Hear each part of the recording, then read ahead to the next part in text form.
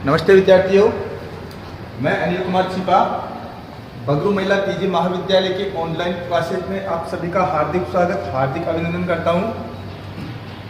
आज हम बीए और बीए बीएड पार्ट 2 अर्थात सेकेंड ईयर उसमें इकोनॉमी की बुक जो है उसका एक टॉपिक है हमारे पास, सकल राष्ट्रीय आय। विद्यार्थियों ध्यान से देखना एक बार, पहले हमने सकल राष्ट्रीय उत्पाद पढ़ा था, हमने उत्पाद से राष्ट्रीय आय की गणना की थी। लेकिन अब आज के टॉपिक में हम आय से राष्ट्रीय आय की गणना करेंगे, अर्थात सकल राष्ट्रीय आय जो होगी उस आय के द्वारा हम राष्ट्र जो हमारी सकल राष्ट्रीय आय होगी उसको निकालेंगे। उत्पाद में और आय में काफी अंतर होता है।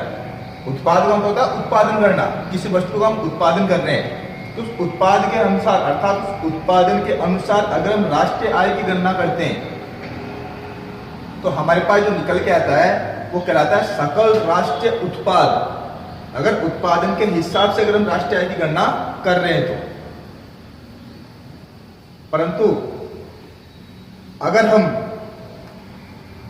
राष्ट्र की आय के अनुसार अर्थात भौगोलिक सीमाओं के अंतर्गत जितनी भी आय आ रही है, जितनी भी आय लोगों को मिल रही है, विभिन्न कंपनियों को मिल रही है, अगर उन सबको हम जोड़ दें, अगर उन सबको हम जोड़ दें तो हमें जो प्राप्त होगा वो प्राप्त होगा सकल राष्ट्रीय आय। ठीक है विद्यार्थियों, तो पहले हमने उत्पाद के अनुसार निकाला था, आज इस वीडियो में हम आय के अनुसार सकल राष्ट्रीय आय निकालने वाले हैं, राष्ट्रीय की आय निकालने वाले हैं। तो चलिए हम पहले इसका एक सूत्र, एक अर्थ देख लेते हैं। सूत्र भी देखेंगे और अर्थ भी देखने वाले हैं। ठीक है विद्यार्थियों, तो देखेंगे इसका हम एक बार, इसका अर्थ जो होगा वो होगा विद्यार्थियों, एक बार मैं पढ़ के बता रहा हूं, आप इसको सुने और समझे।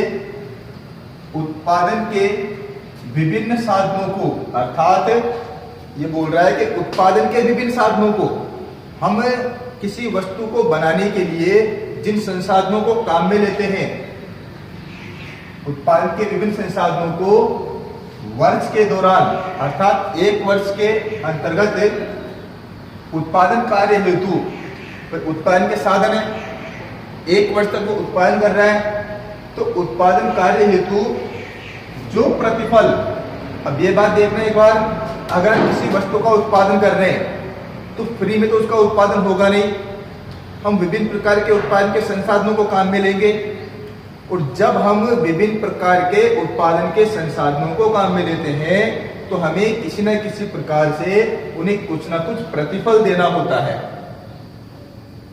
ठीक है विद्यार्थियों, वो प्रतिफल कौन से होंगे देखेंगे एक बार हम। यहां पे देखेंगे लगान, मजदूरी या वेतन, ब्याज एवं लाभ, अर्थात ये चीजें हमें देनी होती है। और जब प्रोडक्ट बन के तैयार हो जाता है तो उसको बेचने से जो आय प्राप्त होती है वो आय के अनुसार में क्या कहलाता है, राष्ट्रीय सकल राष्ट्रीय आय कहलाती है। देखेंगे एक बार, इसमें आगे देखना है, हमने ब्याज ले लिया है, लाभ ले लिया है, के रूप में प्राप्त होता है। उन सब आमदनियों के योग को, उन सब आमदनियों के योग को सकल राष्ट्रीय आय अर्थात GNI कहा जाता है, ग्रॉस नेशनल इनकम कहा जाता है। तो समझ में आ गया होगा विद्यार्थी आपको कि हमने जो पहले राष्ट्रीय आय जो ली थी, हमने उत्पादन के अनुसार राष्ट्रीय आय की गणना की थी कि जब भी कोई कंपनी किसी प्रकार का उत्पादन करती है तो उस उत्पादन के लिए उनको कितने कितने रुपए खर्च करने पड़े, उनका जो योग होगा जो उत्पादन कर रहे हैं उसके अनुसार अगर हम राष्ट्रीय आय की गणना करते हैं तो सकल राष्ट्रीय उत्पाद कहलाएगा। और अगर हम उत्पादित किए हुए विभिन्न जो प्रोडक्ट हैं उनको अगर बेचते हैं तो हमें दो चीज और प्राप्त हो जाती है। क्या हो जाती है विद्यार्थियों कि एक तो यह है कि हम किसी प्रोडक्ट को बेच रहे हैं तो हमें क्या चुकाना होता है, कर चुकाना होता है, टैक्स चुकाना होता है। दूसरा है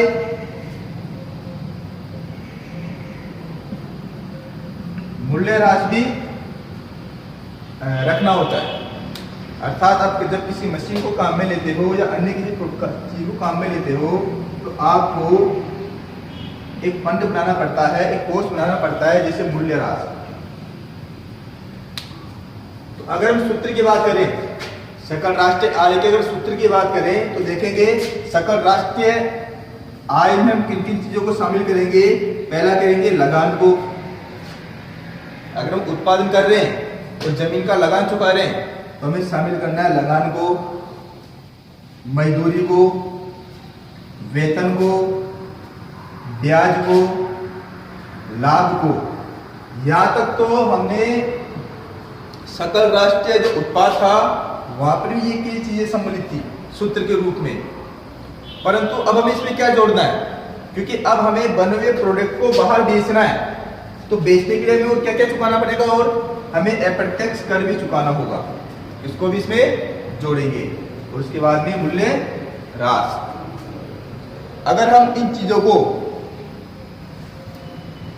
इसमें जोड़ देते हैं तो हमारे पास जो शुद्ध राशि निकल के आती है वो कहलाती है हमारी सकल राष्ट्रीय आय।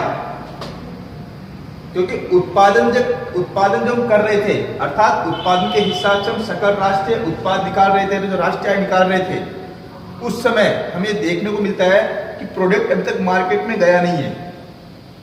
परंतु जब उसको मार्केट में आप बेचोगे और बेचने से आपको जो इनकम प्राप्त होगी, जो आय प्राप्त होगी, तो उस आय के अंतर्गत आपको अप्रत्यक्ष कर भी चुकाने पड़ेंगे। अप्रत्यक्ष कर भी आपको वहां पर देने होंगे जब मार्केट में किसी वस्तु को आप बेचोगे। और इसके अलावा मूल्यह्रास, जो आपकी मशीनों की घिसावट हो रही है, उसके लिए जो आप अतिरिक्त एक फिक्स इनकम अलग निकालते हो वो भी उसमें ऐड करनी पड़ेगी। जब आप इन सबको आपस में जोड़ दोगे तो आपके पास एक नई चीज निकल के आएगी। जो नई चीज निकल के आएगी वो कहलाएगी GNI, ग्रॉस नेशनल इनकम, सकल राष्ट्रीय आय आपके पास निकल के आ जाएगी। ठीक है विद्यार्थियों, अब हम थोड़ी चर्चा करते हैं कि अगर गौर से देखा जाए या डीपली समझा जाए इसे, तो सकल राष्ट्रीय उत्पाद, सकल राष्ट्रीय आय और सकल राष्ट्रीय व्यय, ये तीनों को तीनों आपस में बराबर होते हैं। कैसे होंगे विद्यार्थी, देख लेना एक बार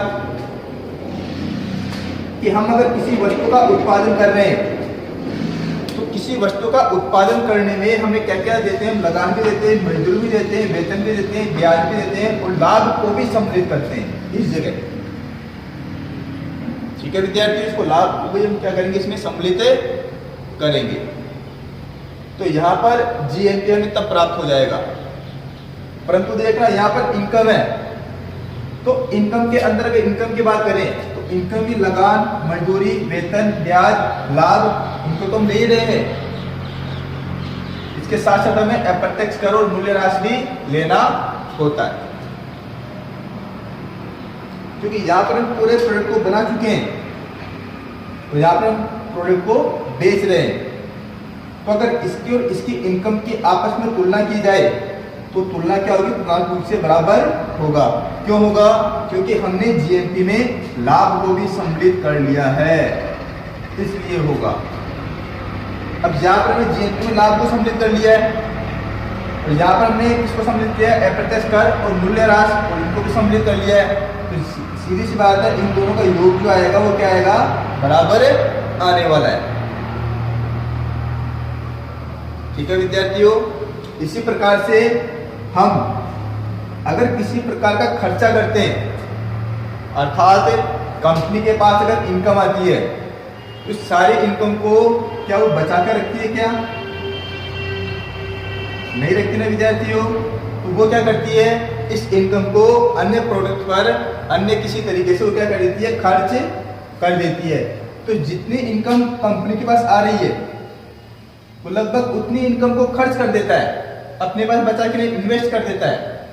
तो जितनी इनकम आ रही है उतनी वो खर्च कर रहा है, तो इन दोनों का योग भी क्या जाएगा, बराबर आ जाएगा। इसलिए सामान्य रूप से कहते हैं, सामूहिक रूप से ये कहते हैं कि जीएनपी, जीएनआई और जीएनई ये तीनों आपस में क्या होते हैं विद्यार्थियों, बराबर होते हैं। Gross national product, gross national income और ग्रोस नेशनल एक्सपेंसेस जो होंगे, व्यय जो होंगे, ये तीनों तीनों क्या हो जाएंगे, बराबर, आपस में बराबर हो जाते हैं। तो इस प्रकार से विद्यार्थी हम